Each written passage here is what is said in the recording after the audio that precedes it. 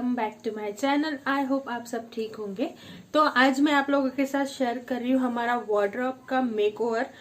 थोड़ा सा क्लीनिंग भी कर रहे हैं और कुछ वार्डरोब का मेकओवर कर रहे हैं। तो आप लोगों के साथ आज मैं शेयर कर रही हूँ कि हमारा वार्डरोब का मेकओवर हम आज कैसे कर रहे हैं। तो चलिए वीडियो को स्टार्ट करते हैं। मैंने यहाँ पूरा कपड़े निकाल लिए हैं। अब हम वहाँ थोड़ा सा क्लीन कर लेंगे और जहाँ जहाँ गैप्स आई है ये वॉल में ये हमारा वार्डरोब वॉल में अटैच्ड है। तो ये पीछे के साइड में कोई प्लाई नहीं है, वॉल है, तो वहाँ थोड़ी गैप्स आ जाती है, तो वहाँ से चींटियाँ वगैरह आती है। तो वहाँ हम थोड़ा पुटिंग भर रहे हैं और उसके बाद हम उसको अच्छे से क्लीन करके वहाँ कपड़े सजाएंगे। थोड़ा सा वाइट सीमेंट था घर में, उसको हमने नॉर्मल पानी से भी गीला कर लिया है और जहाँ जहाँ गैप्स आ जाती है हल्की सी वहाँ पे हम डाल के उसको अच्छे से पैक कर लेंगे।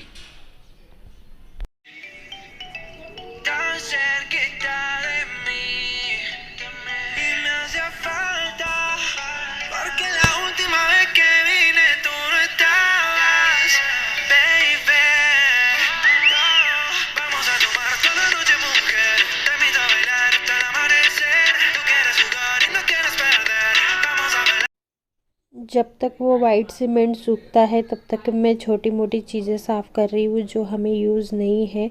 जैसे कि पुराना कुछ सामान होता है हम रख देते हैं पर वो जो हमें बाद में यूज़ नहीं होती, तो उसे एक ऐसे बॉक्स में रख देते हैं पैक करके, ताकि उसको जब भी हमें यूज़ करना पड़े तो हम ऐसा एक डायरेक्ट बॉक्स निकाल के सामान चेक कर सकें। नहीं तो एक एक चीज़ ढूंढने में थोड़ा डिफ़िकल्ट हो जाता है या फिर कभी कभार मिलती भी नहीं है। तो एक जगह हम स्टेशनरी सामान एक जगह रखें या फिर जो भी हमारा अलग अलग ऐसे बॉक्सेस में रखें, तो एक बॉक्स निकाला तो हमें सारा सामान ईजीली मिल जाता।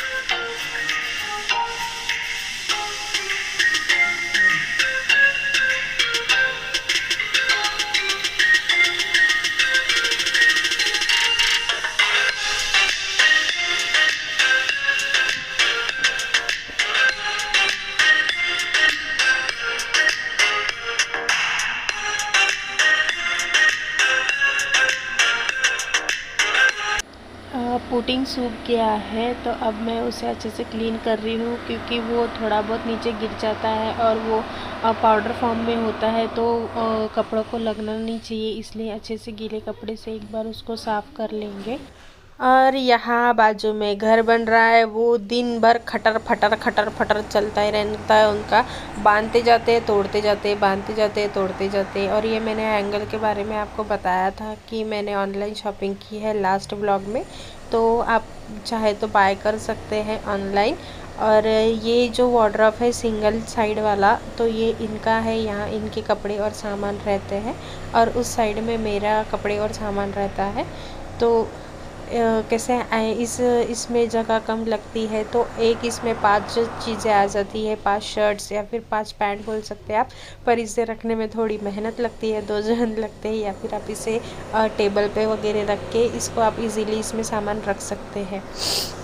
बहुत यूज़फुल है और अच्छा है। और यहाँ थोड़ा ठंडी होने के कारण और मैंने थोड़ा दही खा लिया था, इसलिए मुझे सर्दी हो गई है थोड़ी सी, और वॉइस भी चेंज हो गया है, तो प्लीज़ इग्नोर कीजिए। और ये बैकग्राउंड के साउंड को भी इग्नोर कीजिए, क्योंकि ये इनका काम चल ही रहा है। 6 महीने हो गए, ये घर बांधते जा रहे, तोड़ते जा रहे, फिर और अलग से बांधते हैं, क्या पता नहीं उनका क्या दिमाग में चल रहा है। तो प्लीज़ इग्नोर कीजिए उन सब चीज़ों को, और चलिए आगे चलते हैं।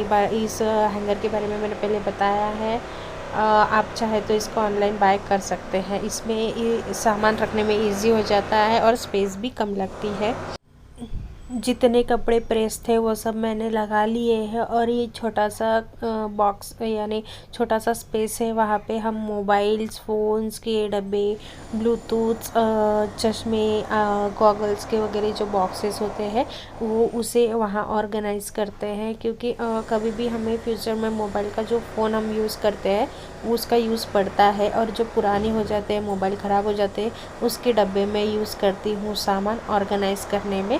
और जो नए होते हैं उसे हम स्टोर करके रखते हैं, क्योंकि इन फ्यूचर लगा तो हमें यूज़ करना आना चाहिए, इसलिए। और नीचे सेक्शन में हमने वो बैग में मैंने उनके कुर्ता पैजामा रखा है, जो कि हमारे एंगेजमेंट का था, और भी 1-2 इनके पास ऐसे नए कुर्ते पैजामे हैं, वो मैंने बैग्स में भर के रख दिए हैं।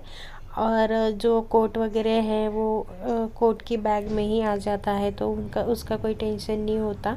तो ये जो छोटे कुर्ते पैजामे होते हैं, छोटी मोटी चीज़ें हैं जो नई है, और जिसमें वो थोड़ा थ्रेड वर्क वगैरह होता है, तो उसे ऐसे साड़ी बैग्स होते हैं या फिर वो बैग्स होते हैं उसमें रख देती हूँ।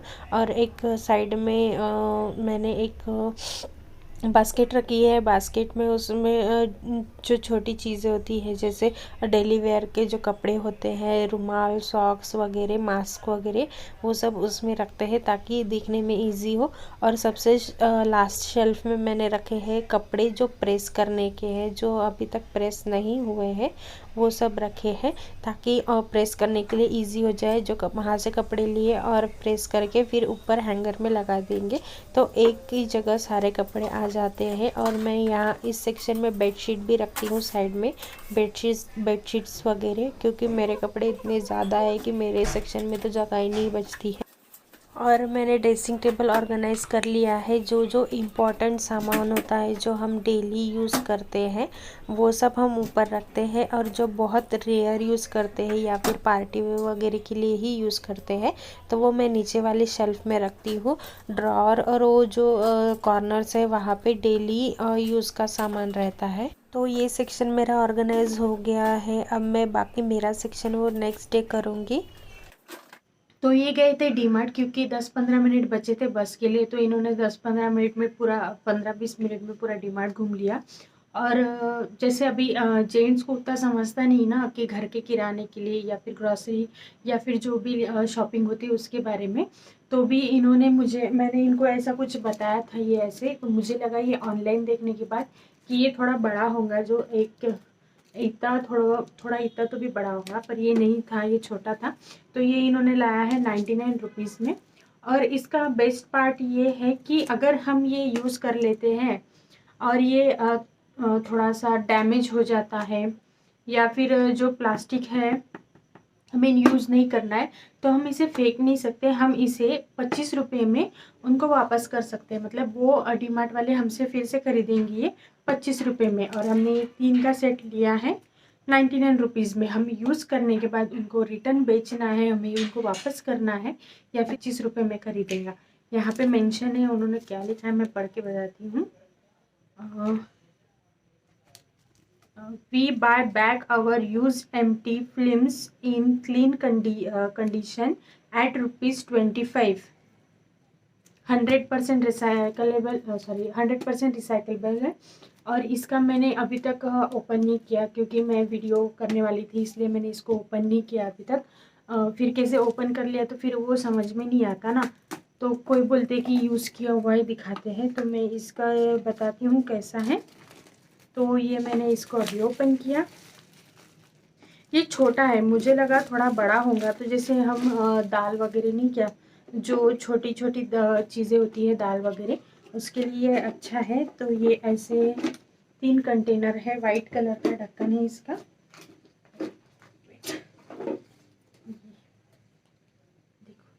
ये ढक्कन ऐसे भी निकलता है, ये ऐसे खुलता है। ये प्लास्टिक की क्वालिटी अच्छी है, हम इसे रिसाइकल करने के लिए भी उनको दे सकते हैं। और ये है। और जो इसका ये ढक्कन है वो शायद से सरकता है, हाँ ऐसे सरकता है, देखिए। मतलब यहाँ से हम चीज़ें जो जैसे दाल वगैरह हैं वो ऐसे सरका के निकाल सकते हैं। तो उसके लिए मुझे ये कंटेनर अच्छे लगे थे। मतलब मुझे लगा कि थोड़ा बड़ा होगा, तो वीडियो कॉल में वो थोड़ा बड़ा ही दिख रहा था, पर ये छोटा है, इतना छोटा है। कैसे बताऊँ, हाँ छोटा सा कंटेनर है, इतना हाथ में आ रहा है तो।